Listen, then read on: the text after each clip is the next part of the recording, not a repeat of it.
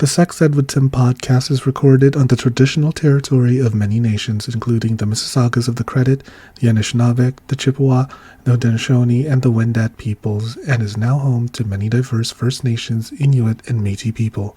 We acknowledge that Toronto is covered by Treaty 13, signed with the Mississaugas of the Credit, and the Williams Treaty, signed with multiple Mississaugas and Chippewa bands. You're listening to Sex Ed with Tim.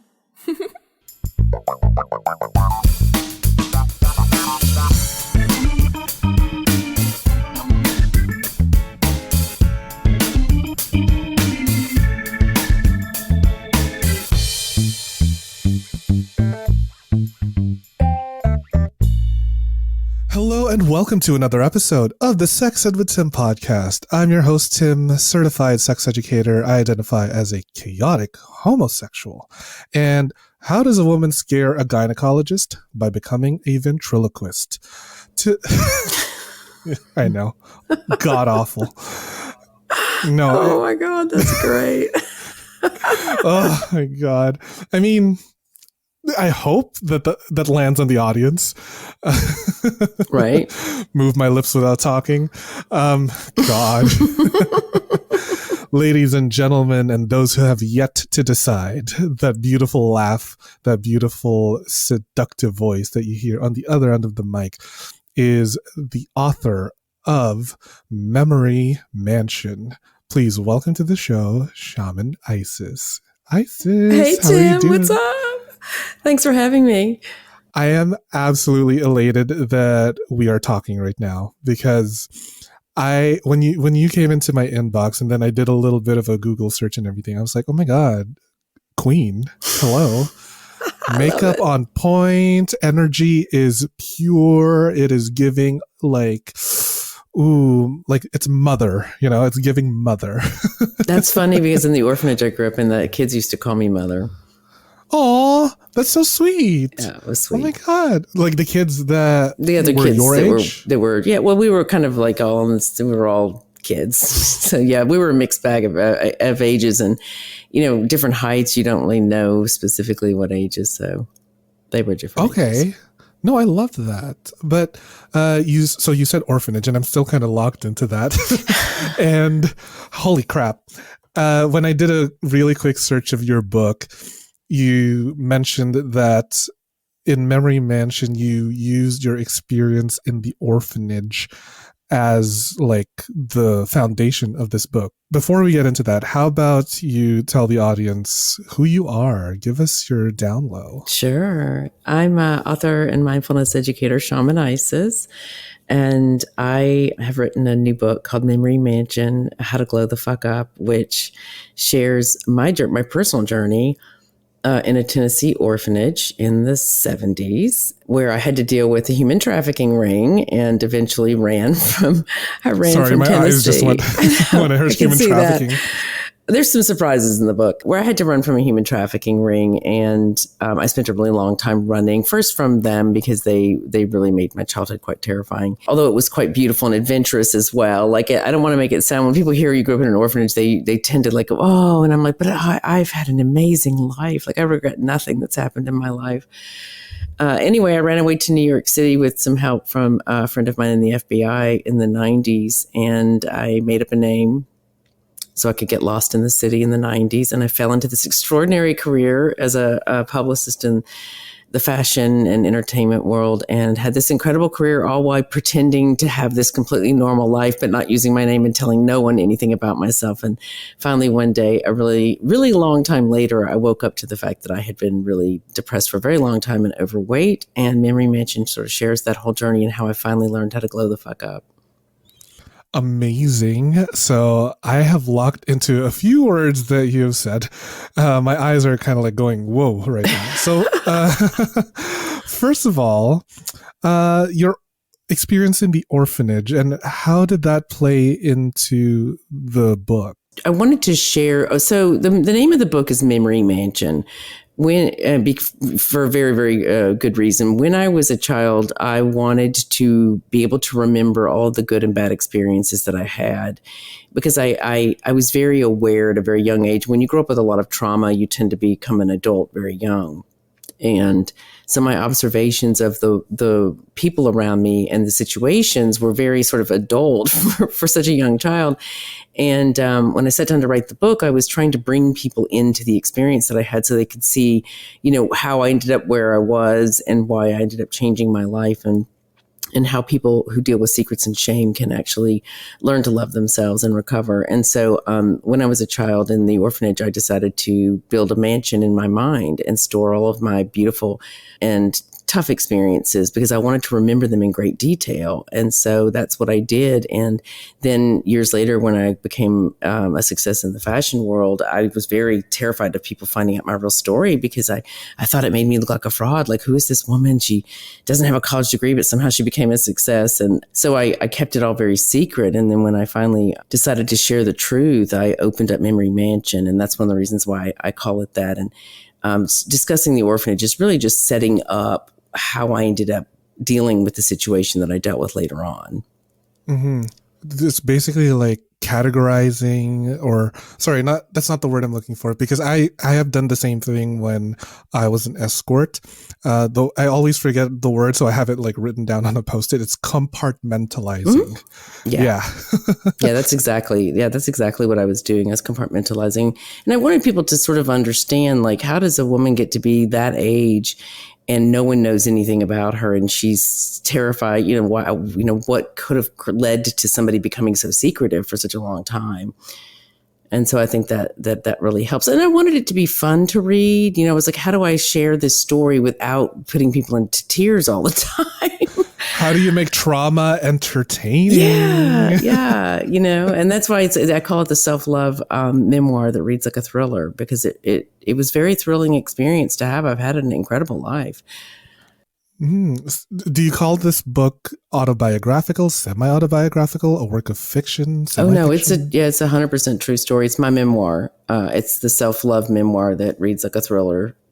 As a way, that was the only way I could sort of like how to, and when I sat down to write it, I wanted to be authentic to my own creative process and not try to write a book that fit into a category, which I think is a mistake. A lot of writers, trying to shove their writing into what somebody's decided was marketable probably 20 years ago or even longer. Pigeonhole it. Yeah, pigeonhole it. And I just wrote it. And then when I read through it, I was like, wow, this sounds like an adventure story, and a self-love story at the same time. And so that's how that unfolded. When it came to writing the book, where did you think was a good place to start the story? And like you said, the orphanage, why start there?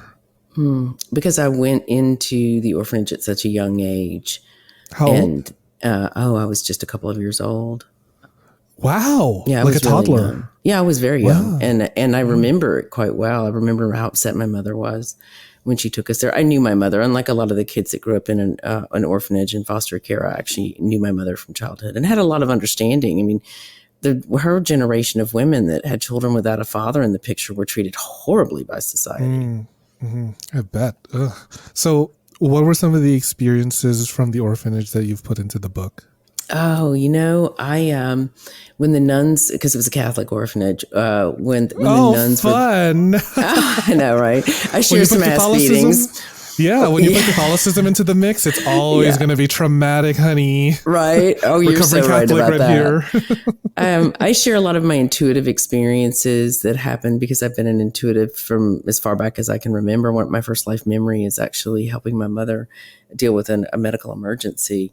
She was having a miscarriage, and I came awake knowing that she was in serious need. I had a dream about it. So I share a lot of those intuitive experiences, which I think are just energetic experiences. We're all tied to each other. We're all connected to each other and everything around us. So I share some of those. I share some of the adventures of running around Memphis on my own as a kid. That was just like I was a rule breaker from the get-go. Damn, rebel. Yeah. So. Wow. Amazing. I am also still very much locked in to the fact that you said human trafficking. Yeah. I am very as a sex educator, this is something that I handle a lot when it comes to like my clients who have tried to escape human trafficking and successfully. But I was wondering if you would share some of the experiences that you were like, how did you even get into that and how you got out? Well, I was really lucky. That sounds crazy, but when I was young, and like I said, I had intuitive experiences. I was fortunate to escape the attempts that were made. My sister was not. We were both in the same orphanage. She eventually went on to become a street prostitute and a really serious drug addict, a crack addict, as this was, the 70s and the 80s. My way of dealing with being followed and escaping multiple kidnapping attempts and hiding when bad men would come. Sorry to say men, but that's just the truth. Although no, I they want are to, gross. yeah. I will say for the record, one of the reasons why I don't think I became a man hater was because I saw how complicit a lot of women were in some bad behavior, and I was glad I saw that as a child because it helped me understand that things were more complicated than they seemed. So. Because everybody's affected by the patriarchy. Oh yeah, right? Absolutely, yeah. Man and woman, everyone. Yeah, and I think I talk about that that's sort of a thread that runs through the book, that a lot of the things that happened to the women in my family wouldn't have happened if we didn't live in a patriarchy. Yeah. And listeners, for the record, Isis and I are not man haters. Some of our closest friends are men. Okay. So yeah, I love men. And I think that they deal with their own issues related to the patriarchy, especially the younger generations now who are trying to break out of a lot of that. I was unfortunate enough to end up living with one of the men who was a part of this human trafficking ring in high school. I had known him since I was a young child, and I knew something was off, but I couldn't quite understand what. I go into this in the book. My sister, on some level, kind of protected me there. He watched me all of the time, had me followed. It was really, I talk about it. It's a thread that runs through the book, like how I dealt with this constant being spied on and being saved for someone. My sister, not being so fortunate, she eventually died from complications related to the being trafficked at a young age. Anyway, I ran away. She became a drug addict and prostitute, and her life was really tragic. And I ran off and changed my name and just kept running for the next 30 years because I didn't want to face the things that I had experienced growing up, and I didn't want to talk about it at the time. I just wanted to live. Right. And you're on the road for 30 years? Holy crap. I can't imagine. Like, you were on the road as young as a teenager? And no, I was 18 or 19 when I finally decided that I was going to take off. And then I moved to California, and they found me in California, and I changed my name again. And that's when I reached out to the FBI and asked for help in figuring out how to disappear. And that's when I ran to New York City. And this was the 90s. So hiding, things were very regional back then. Living in New York City was like being in a foreign country. And so I was able to just, yeah, it really was. I mean, this is pre-social media, pre-Google, pre-internet. And I was able to just sort of like go to New York City and reinvent myself. And of course, I got older and my looks changed. And but I was still dealing with the shame and the fear. There was a lot of fear there because I had dealt with being followed and spied on for such a long time that I didn't realize that had created a complex post-traumatic stress disorder in me that I wouldn't deal with until I was in my 50s. Anyway, one day I woke up and I was like, okay, girl, you're fat, you're pissed, and you need to deal with the stuff that you've grown up with, and you need to start talking about what you actually went through, because you're not going to heal and become a person that can create happiness in her life unless you actually begin to speak about these things. Wow, giving yourself some tough love there. Yeah, I did. That was in 2019. I had a long conversation. Oh my God. 2019, I looked in the mirror and was like, okay, you've never used your real name. Sure, you've kind of you've gotten older, nobody's going to come hunting you down at this point. Well, at least I didn't think they would because I was no longer, a teenager and all of that stuff. But, it's hard to let go of that fear. It's hard to explain to other people unless you've dealt with being, in abusive situations or people taking advantage of their power. Did you realize that you were being trafficked? That's an interesting story. I knew that, I could have described the situation to anybody in how horrific it was, but I didn't actually realize that it was considered human trafficking because I thought of that as something that happened in a foreign country. I didn't think of it as something that happened in America. And I was in a car with Mira Sorvino, and my sister was dying of cancer that was related to being a prostitute. It was something that was curable at one point. And I was telling her a little bit. I had never really shared with anybody, but at that point I was really dealing with a lot of trauma, and I was trying to figure out my mother had died, my sister was dying, and I had gotten divorced, and I was just like reeling. And I shared a little bit with her, but I made it about my sister. And she said, do you realize that your sister is a victim of human trafficking? And I remember that I turned white as a ghost and I got very sick. And then that night I got absolutely blitzkrieged because it was fucking with my head. I was like, oh my God, why did I never label this situation? Like, I knew I was running from bad men, and they were bad men for years, but I didn't label them as what they appropriately were until I got older. And that was 10 years ago, but it still took me 10 years to face up to it. Yeah. It took me 10 years to heal enough to be able to say, okay, girl, you got a foundation. It's time for you to learn how to glow the fuck up. Oh, and that's the subtitle of the book. Oh, I love that. Now, when you were in this situation, like you were just picked up off the street by these awful men? No, I was in an orphanage, and so they knew where we were. Oh, okay. Yeah, so I talk about that. They were showing up in the middle of the night. Okay. Do you mind if I ask what they made you do? Oh, I was very fortunate. I was never raped. I was spied on. I was followed. I had to deal with several instances of being physically grabbed and, someone trying to assault me. My stepfather, my foster father, never even had one of those. My foster father trying to do things. He kept trying to sneak into my room, but I was really, really fortunate that I was never raped like my sister. Oh my God. I'm sorry to hear that. No. I mean, I was just glad to find out, really, to be able to put the whole thing together. Because for a long time, which I write about in the book, I didn't understand what was going on. I actually thought it was because I had visions and I was intuitive. I was like, oh, they must know that I see things. Because I didn't know. It's like, I didn't know enough about things to think, oh, they want to take me for that. I was like, oh, maybe they know I see things. Now, you use the word intuitive very interestingly. Did you know what was happening and how you came to the conclusion that, oh, I am an intuitive? Yeah. At a really young age, I was having very distinctive visions. Like I could see them coming through the doors. I knew they were coming. I would wake up. I would go get some of the other kids, the ones that were closest to me, and we would go hide. And that was my saving grace. And I had been having, this is one of the things that I bring up in the book, is that when I was in high school, I kept having a dream. And I'd been having flashes of this dream enough as growing up, like really tiny bits of this, that I was like, something's going on there. And then one week I had it 3 times in a row. And it was the one of me getting out of my crib and climbing down the side and going to find my mother. And she was having a very, very messy, very scary thing, miscarriage happened in the bathroom, and my screams brought help.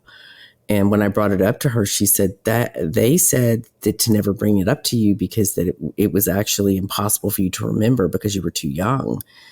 And I remember having the dream. I remember waking up. I remember getting out of the crib. I remember holding onto the wall because I could barely walk and finding her. And I remember everything visually. My memory is very visual. You're so lucky. I can barely remember what I ate this morning. Yeah, I haven't. That's why one of the reasons why I called it Memory Mansion, because not only was that the nickname I had given it as a kid, but I have an unusual memory. But I also was picking and choosing things. I'm not trying to remember things in reverse in the same way that a lot of people do, where they're like, oh, it's kind of vague. Like these were memories that I boxed up and labeled and stuck in Memory Mansion. Mm-hmm. I can barely remember what I shit, really, to be quite honest. You want to know something interesting? Since I've healed, my memory now is not nearly as good. Really? How come? Well, I think it was a trauma response, to be honest. Yeah. You've totally torn down that mansion, put it up for sale, and given it to some get it out of here. Asshole. I want to move. Now, speaking of moving, you told earlier that you moved all the way to California. Mm-hmm. How do you find yourself to be so bi-coastal? New York, California, other parts of the United States? Like, at such a young age, how are you getting to all these places? Were you just like hitchhiking? No.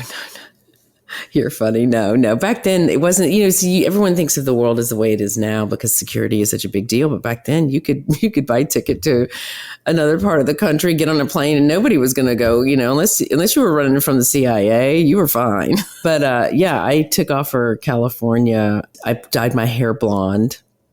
Hot. And I married the first man that I came across. I'm not even kidding you. It was like, oh, you'll do. I needed to hide.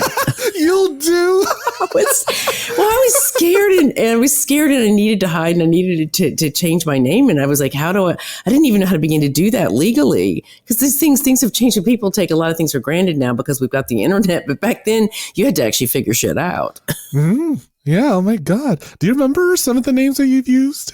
Cynthia Elliot was one that I remembered using, and then I got married again later on, which was easy. That's the name that I did my career in.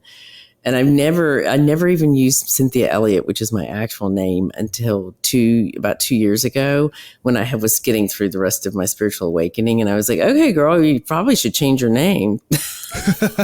Well, I found out he died too. The foster father that I lived with that spied on me, have a whole story about realizing that I was being watched through peepholes in the book. And I was like having visions of just burning his world to the ground. I was going to get back at him. I was going to tell everybody what he did to my sister, him and the other men. And I was going to find out, I finally got over the fear. I didn't realize how scared I actually was until I looked at it in reverse. From some of the experiences that you've had that it's hard for other people to understand unless you're in survival mode. So you're suppressing a lot of the emotions that you're supposed to actually feel. Yeah, no, I can totally relate because what I found out in therapy was that in the 4 years that I was an escort from the ages of 19 to 23, I was basically compartmentalizing on steroids, like just isolating all of the feelings that were bubbling up just to focus on work, because I then found out about myself that I was doing sex work as a trauma response from being sexually assaulted. Oh, wow.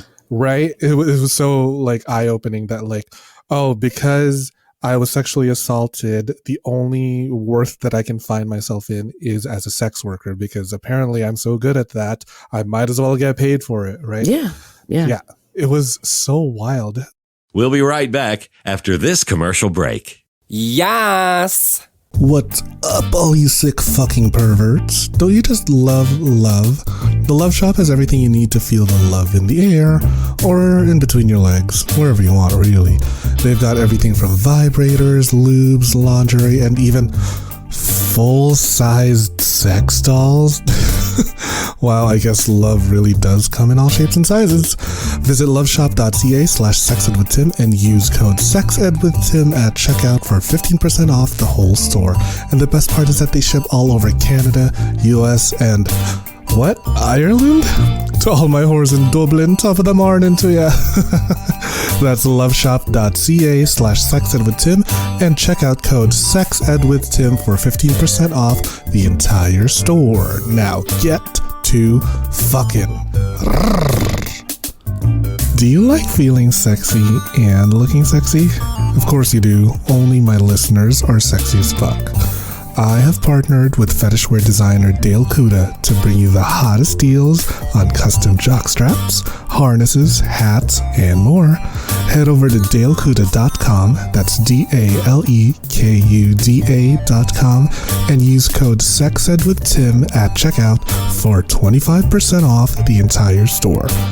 Yeah, you heard me. 25% off. And cherry on top, free shipping. Oh my God. I have a few of the stuff that he has made for me. And girl, I'm wearing it right now. I'm wearing a little jockstrap so that I could easily just slip a little butt plug or dildo every now and then here and there. And I'm on the train. I'm just thank you, Dale.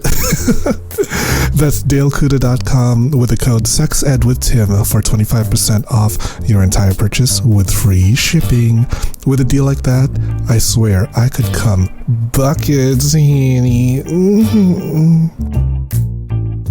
The show is about to begin. Yes! going back to your story, these trauma responses, and then your ability as an intuitive, is that, I said, Mhm. yeah, intuitive. Yeah. Like, what were some of the telltale signs that, oh, okay, this is a trauma response. Oh, okay. Like, I should probably keep an eye out for anything like outside of human trafficking. Like, Mhm. what were some of the other things that you were experiencing that were like, okay, this Yeah, is fucked up? I didn't realize that I mean, I knew that I had post-traumatic stress disorder. It was impossible not to have with the things that, because I've had so many accidents. It's not even funny. I've shattered my leg and all these, just a ton of, like I knew like it would be almost impossible not to have after running all that time and not using my real name, and the shame and the guilt and all of that. Things like I carried a knife for a really long time. Like I want to say it was 20 years. I've never sat down and just listed it out, but I carried it and I learned how to use it. I knew how to kill somebody. Like I taught myself how Isis, to that's kill so someone. hot. That's so hot. You're so funny. It really is. I was scared, and I was like, okay, I had to ask myself as a young girl, I was like, if I got into a situation where they get me permanently, like meaning I'm stuck in the van or I'm like there for a long enough period of time that I know I'm not going to escape, I will kill somebody. Like I had to ask myself, are you capable? And I was like, yeah, absolutely. And I don't think there's anything wrong with saying that if you need to save yourself or someone that you love, that does, if we all deserve saving, I must say deserve saving. No, for sure. It's self-defense. Yeah. Right? I mean, I taught myself how to use a knife, and I taught myself how to be very aware. I was so hyper aware. I know you know what I'm talking about. I scanned everybody's faces. I scanned every license plate. I watched every driver. I always had my back to a wall when I went into a restaurant or a bar. I was very careful not to leave traces of myself wherever I went. Like it was really like next level. Like I remember removing my hair from the floor of I had my hair cut, and I got really, and it probably makes me sound like a crazy person, but I had this feeling that I was being watched, and it had been a while since I had felt that feeling, and intuitively, like I could tell, I think since we're all connected, and energy is very interesting to me as a shaman. I think it's perfectly natural to feel things that are happening, to feel someone's looking at you. I mean, if you think of the observer effect in quantum physics, it makes total sense. But anyway, I remember gathering all the hair together because I was like, I just got really panicky for a second. And I was like, what if they can figure out who I am? Are they going to do something to me because I know what they did to my sister and all the other kids, and I was like, okay, this is not normal behavior. When, grown women who have a healthy life don't sit in restaurants with their back facing a wall so that they can see the front door. They don't clock every military man and every policeman that they come across because of the way that they walk. Like that's not normal behavior. That's so hypervigilant and so like invasive of your life, and it kind of like takes a hold of every aspect of your consciousness. Were those feelings that you were being watched accurate at all?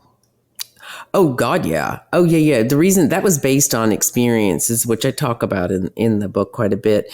One of the reasons why I was so secretive for such a long time was because I was not only being followed, but told that I was being followed. And the things so like, for example, I was making out with my high school boyfriend, and I was allowed to date him because I was told, you're not allowed to have sex, and we will know if something happens. And then we will finally get a chance to go out on a date. And when I got back, my stepfather knew everything that I had done, like everywhere we went, everything that I did that was notable enough. And he took great pride in telling me about this. And it was like, okay, and so I started to pay attention, and I had been seeing men with cameras and binoculars since I was really young. And in this situation, when I would go out on dates, there were a number of occasions when I saw men with binoculars and cameras, and weird things happen. Like I could go on and on because this was actually pretty intense in high school, because not only was it being spied on in the house I was living in through peepholes, but when I did go out, he would know everything I did. And it was so weird. Like I remember making out with my boyfriend in high school, and I was finally like, yes, I'm finally going to have sex. I wanted to know about intimacy. So we go to a park and we're trying to make out, and all of a sudden a man appears right there with binoculars on, and he's not leaving until we leave. And I'm telling my high school boyfriend, who I'm sure he's probably going to be like, oh my God, she wrote a book. I was like, don't you think it was weird that the man with the binoculars came and stood almost on top of the blanket, the sleeping bag that we had?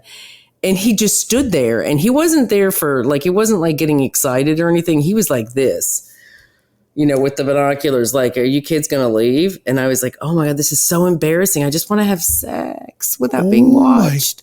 God. I know, it's wild. Well, that's one of the reasons why now do you see why I was quiet for so long? Because when you start to tell stories like that, people are like, this sounds crazy. Like, I have a lot of people ask me if it's a fiction book. And I'm like, no, would somebody really wait until their 50s? I'm like, can you make this shit up? Like, and who would? I mean, I found it grossly embarrassing for a really long time.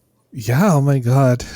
Sorry, I just like, as a joke, I'd say like, oh, I wish someone would do that to me because someone could finally choose me.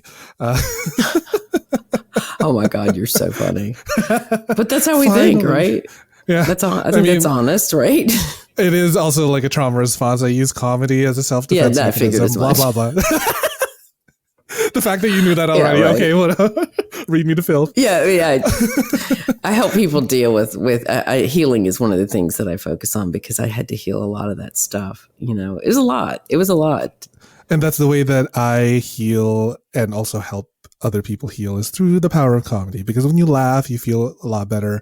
And like when you laugh at this traumatic thing, it's almost like you're giving or you're taking away the power of that traumatic thing. And it's almost like you're squashing it. It's like, all right, you mean nothing to me anymore. I wanted to also ask you about your first time getting intimate, because I feel, or at least what I'm feeling right now, is that in the face of so many traumatic experiences, especially with men, what was it like for you to get intimate with another man? I have to say I was very protective. It was, like I said, I was an adult in a very young little body. I mean, even as a toddler, I remember, I won't get into all that. It'll distract things. But I remember, having very adult conversations with myself. And I read a Rosemary Rogers book when I was a kid. I watched my mother hide it on a shelf and I had to go see what it was. And when I read it, I was like, oh, well, hello. That sounds like something I can do. And so my first sexual experiences were self-pleasure. And and when I realized, I was like, okay, wait a minute, I can do this myself. Which, by the way, at the time, the doctors would tell you as a woman that was impossible. And when I tell that to people, they don't believe me. And I'm like, why would I make that up? I've repeatedly tried to have conversations about self-pleasure with doctors, and they were like, women can't do that. Only men can do that. And I'm like, okay, well, I'm not sure what to say about what I have going on over here. Apparently I'm an anomaly.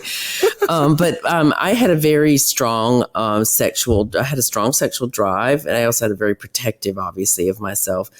And I learned a lot about pleasing myself. And that allowed me to stay safe for a long time, because I think I would have ended up in very unhealthy sexual situations if I hadn't had a strong sexual self-pleasure regimen. So the first time, I mean, it was great, in terms of like the first time I got a chance to really make out, like basically in a closet.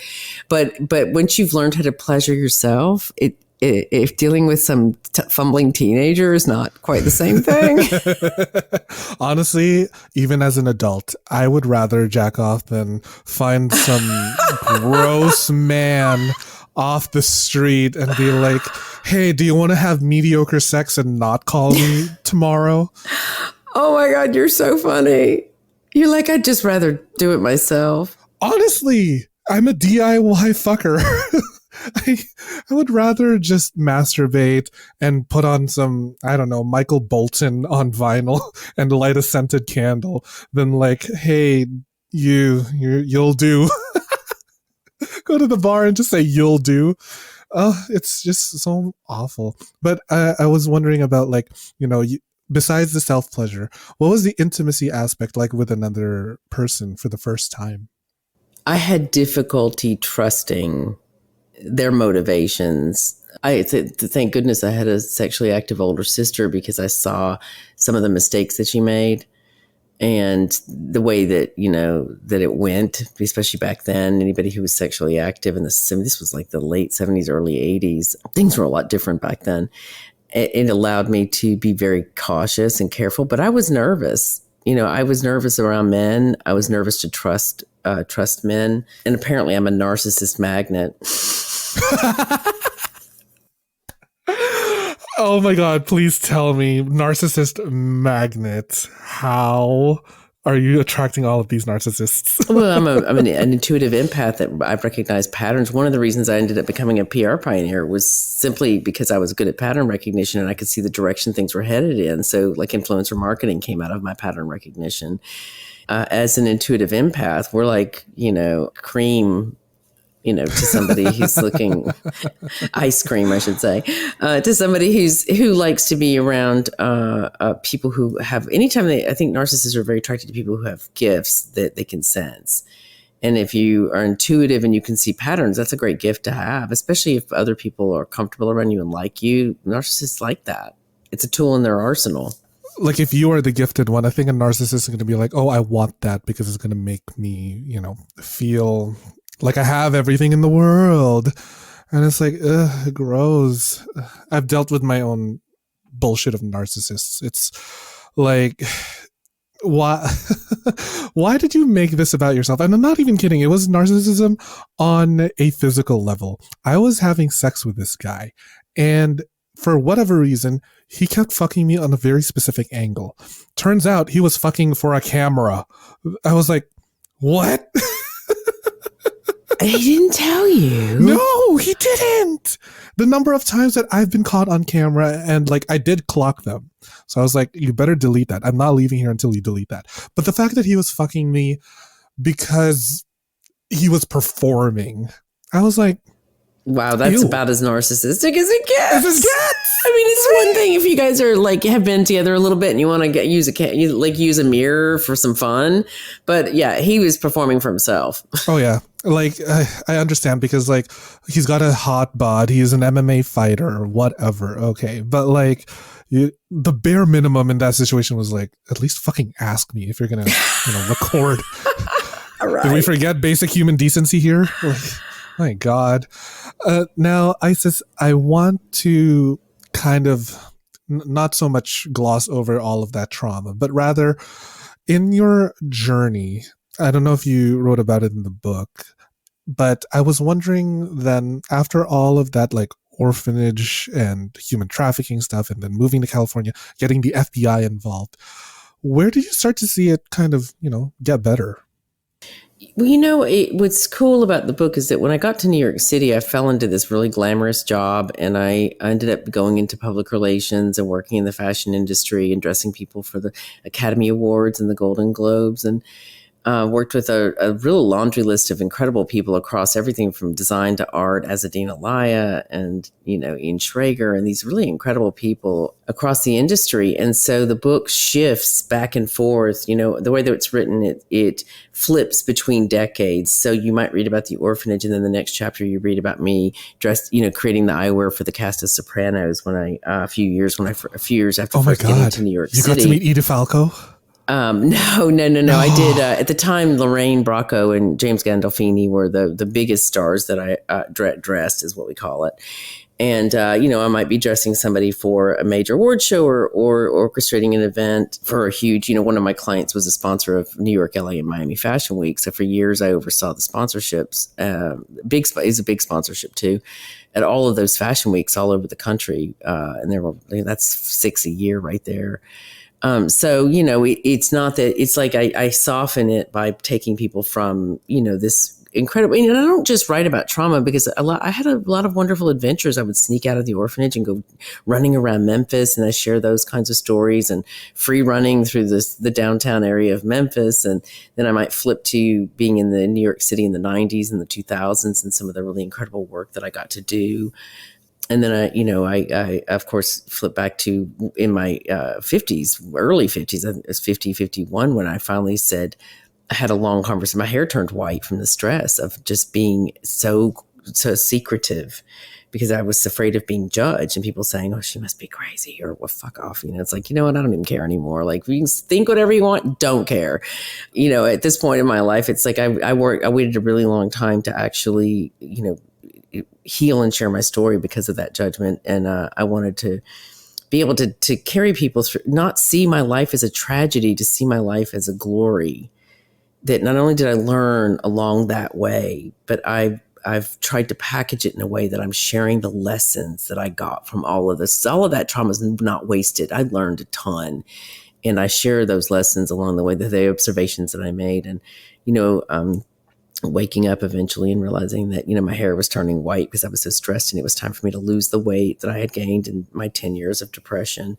And time for me to come out, and, your secrets keep you sick, and shame and guilt are on the lowest registers of human consciousness. And it's only when you decide that you don't want to exist in those lower registers, fear-driven living, survival mode, that you can finally elevate your life and learn to live in a blissful experience and choose your reality. Mm-hmm. Did you remember a very specific time where you were like, fuck this lower level of consciousness, it's time for me to glow the F up? Yeah. My you'll laugh, but I was trying to launch a sustainable collection, and I could not get it off the ground before the closures were coming. And then I used to ride Harleys, motorcycles for a really long time. And I fractured both of my front teeth in New York City in the very late, I think it was 99. And at the same time that I was finally got a chance to launch that collection, both of my front teeth came out. And that was one of those like brutal, like, oh my God. Oh my God. I'm trying, this collection is the bane of my existence. Not only could I not get it off the ground for 2 years, it just sat in a warehouse cut but not sewn. But then when I finally did get the collection, was launching it, both of my front teeth here fractured in half because I had broken both of them. And they came out, and then all of a sudden my spiritual awakening just went off the chain.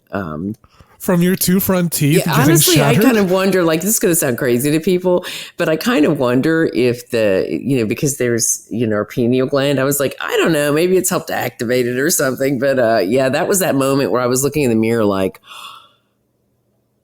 I have no front teeth. Yeah, no shit. I'm like, what the fuck?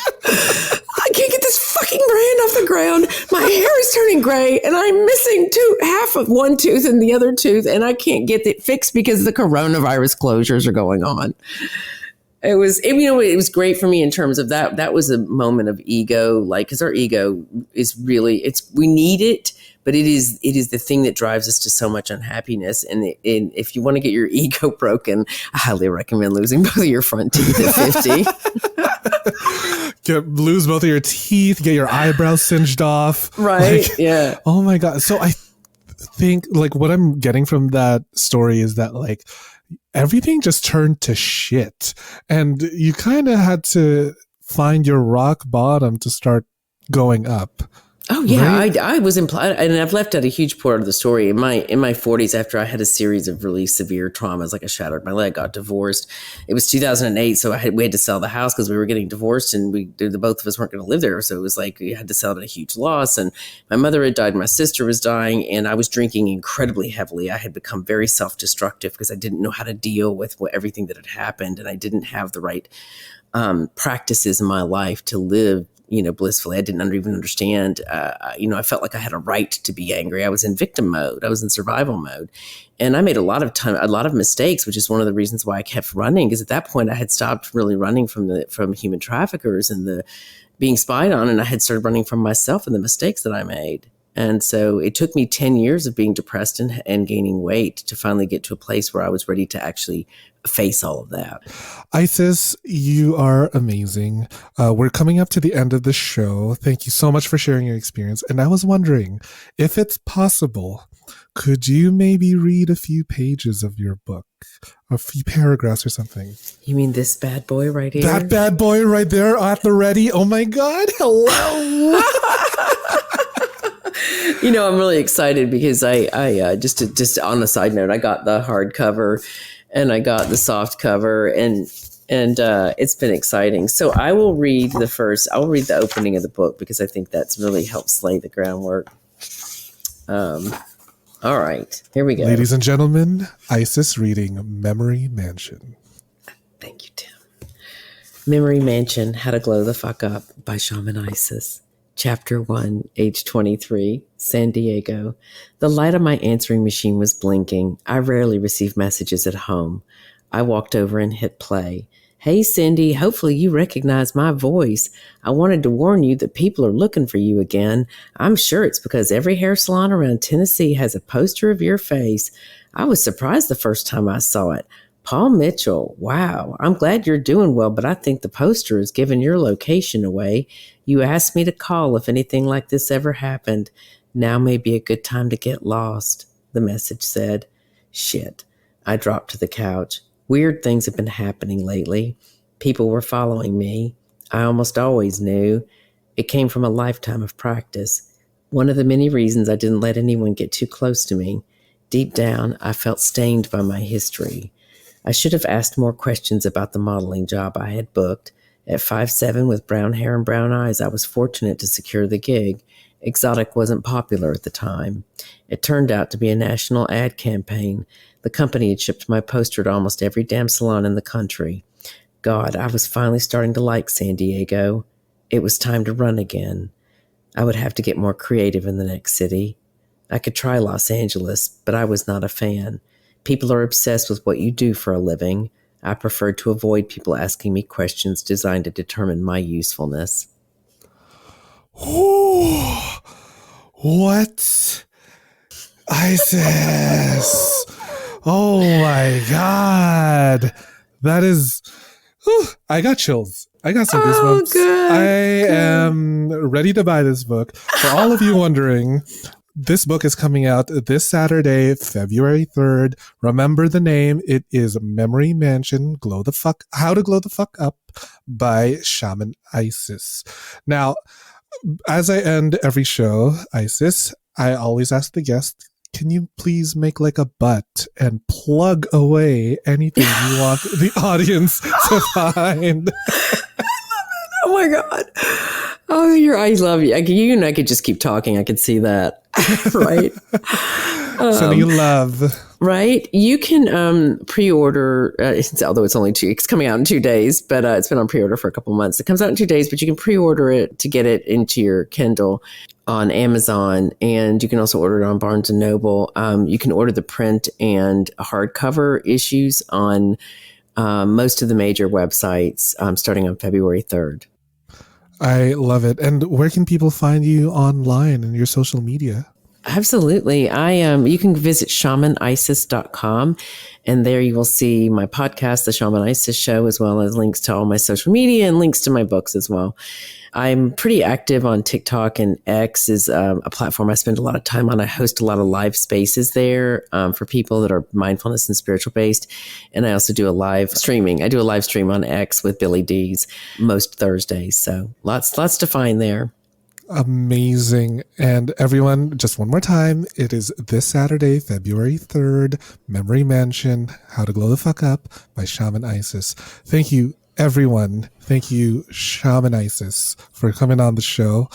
Namaste the fuck up, everybody. Glow the fuck up, people. Exactly. Thank you, Tim. You've been a doll. I enjoyed talking to you. You've been an absolute pleasure, Shaman Isis. And for everyone that made it this far into this chaotic ass conversation, thank you for tuning in to another episode of the Sex Ed with Tim podcast. Please don't forget to rate, review, and subscribe because you are supporting sex ed content, queer content. And if you don't, you're a homophobe. I'm sorry, I don't make the rules. Thank you so much for tuning in to another episode, and I will see you all at the next one. Bye. Thanks for listening to the Sex Ed with Tim podcast. Sex Ed with Tim is created and produced by me, Tim Lagman. Music is Aces High by Kevin MacLeod. Follow me on Twitter and Instagram at GaySlutClown and at Sex Ed with Tim. You can also like and follow me on the Sex Ed with Tim Facebook page. If you enjoyed the show, please rate, review, and subscribe on Apple Podcasts, Spotify, or wherever you get your podcasts. Thanks for all your support, you dirty little slut. Mwah.